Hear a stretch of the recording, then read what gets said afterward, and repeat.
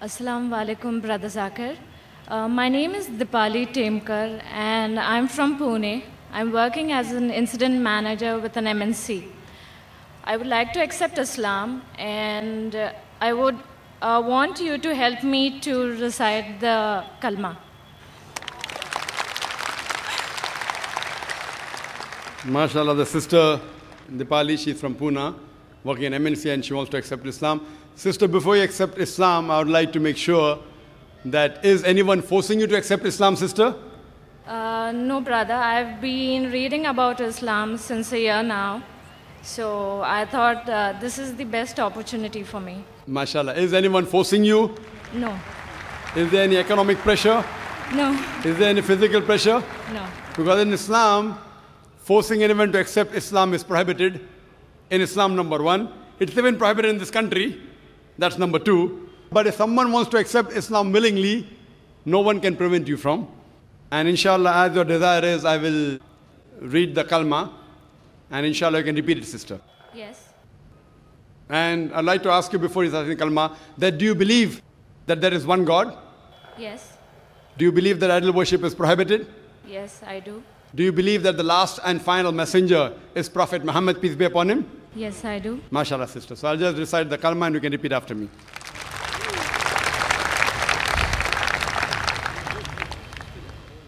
Ashhadu Ashhadu Allah Allah ilaha ilaha illallah illallah wa ashhadu wa ashhadu anna anna Muhammadan Muhammadan abduhu abduhu wa rasuluhu. wa rasuluhu. I bear witness I bear witness that that there is no God there is no God but Allah, but Allah, and I bear witness and I bear witness that that Prophet Muhammad Prophet Muhammad is is the servant the servant and the messenger and the messenger of Allah. Of Allah. MashaAllah. Sister, you're a Muslim. And may Allah subhanahu wa ta'ala reward you. And I pray to Allah subhanahu wa ta'ala grant you Jannah. It's good that you have been studying Islam for 1 year. And it is good you read the Quran and the Hadith. Otherwise, if you had seen the media, maybe you have never accepted Islam. So I pray to Allah subhanahu wa ta'ala that may He accept your effort and inshallah grant you Jannah. Thank you, sister. Thank you. Yes, brother. Hare Krishna. My name is Ravikant Pandey. I am 23 years old. I have completed my graduation from Kolkata University. I belong to Sanatana Dharma. So I have no qualification to speak in the front of you, but I am trying to speak with you. I have one question in my mind. And even I can speak wrong because I don't know English very much well. So please forgive me. My question in Sanatana Dharma is also written that women should be protected in a child time by his parents and a young time by his husband, and after the mother, his elder son will protect two women. In Sanatana Dharma says there is no love in this world, lust is there in this world. So love and lust is two different things. And if it cannot be go in a same one platform. So our real duty is to engage the service of the Lord.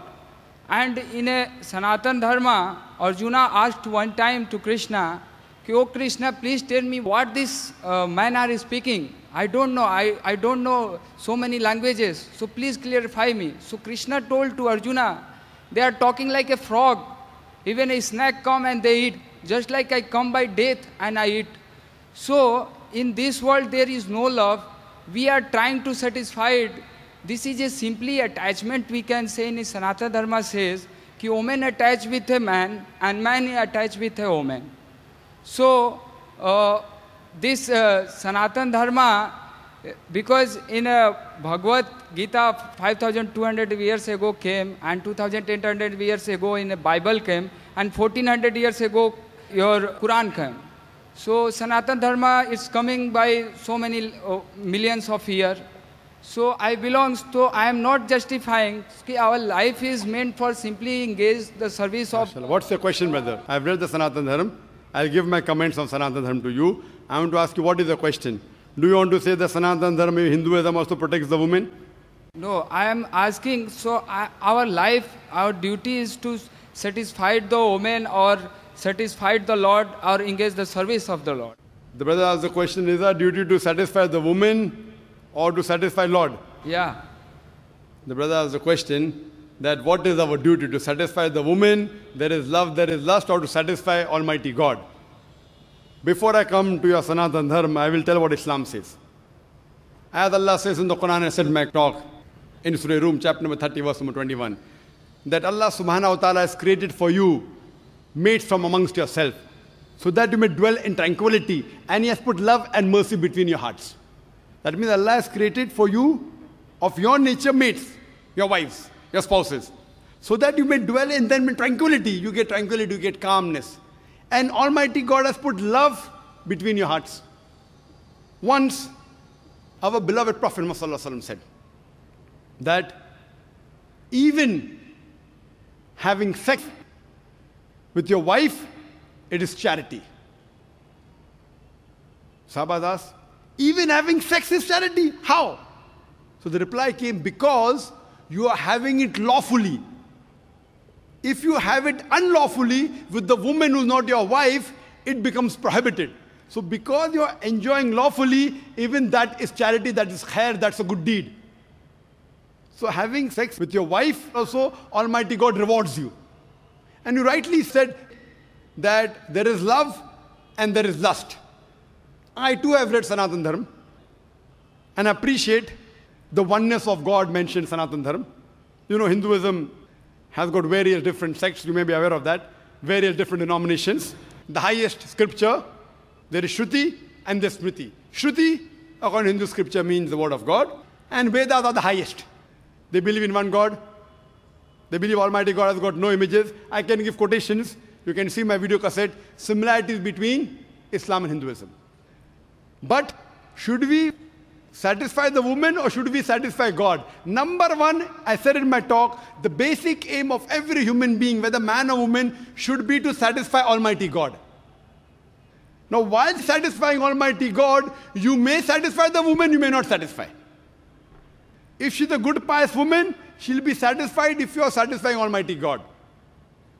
For example, Almighty God says, have sex only with your wife. A pious woman who's a Mohsana will be happy. But a lustful woman, she will not be happy. She will say, why are you following God? Follow me. She may be khutwatu shaitan. She may be a footstep of the devil. You asked me questions about Krishna. That Krishna gave advice to Arjun. Since you mentioned Krishna, he's supposed to be a role model for the Hindus. And we read in Mahabharata. You know, I've given the talk on similarities, but because you asked this question, what we read in Mahabharata, that when Krishna, when he goes on the bank of the river, very often when the woman used to go to have a bath, he used to take the clothes away and run away. For what? For love or for lust? Because he is God, he can do, suppose I am owner of, If God would like to rob clothes of women and run away to see them coming out, okay, come out without clothes, then why can't you and I do? If you can copy God, why can't you copy God? If we see, if you know this is the ultimate. See, we cannot copy God because God is on a different level.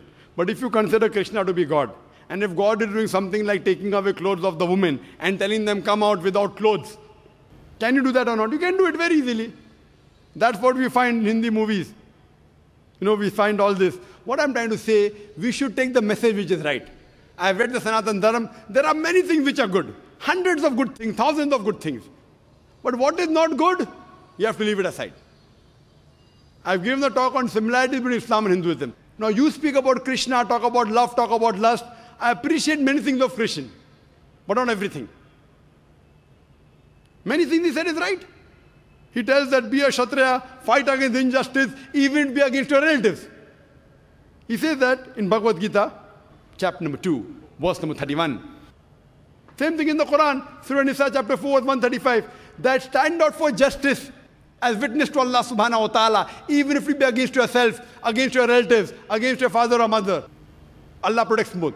So if what he's saying matches with my Quran, with the real word of Almighty God, I accept it. But everything I don't accept it to be the word of God. That's the reason what I do, This is the Furqan. Furqan is the criteria to judge right from wrong.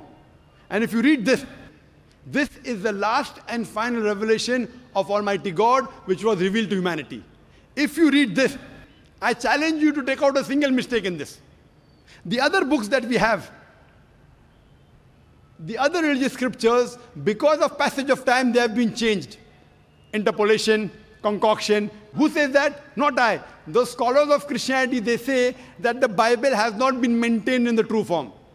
The scholars of Mahabharata say that initially Mahabharata was a story told by the grandfather of Arjun to the people. Later on, the 8,000 shlokas became 24,000 shlokas. Now we have more than 100,000 shlokas. Interpolation, addition. So what has been added? I cannot accept that God Almighty, leave aside God, even the prophet of God can do such things. So what I say, this may be an interpolation.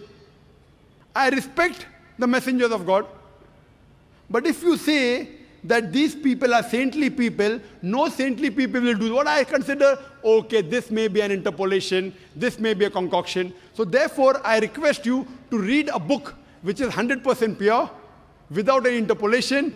Allah has promised in the Quran, in Surah Hijr, chapter number 15, verse number 9, that we have revealed the Quran and we shall guard from corruption. Almighty God has taken him upon himself that he will prevent any corruption in it. From this, if you read, you get the pure rights that the woman can have in this world. Hope that answers the question, brother.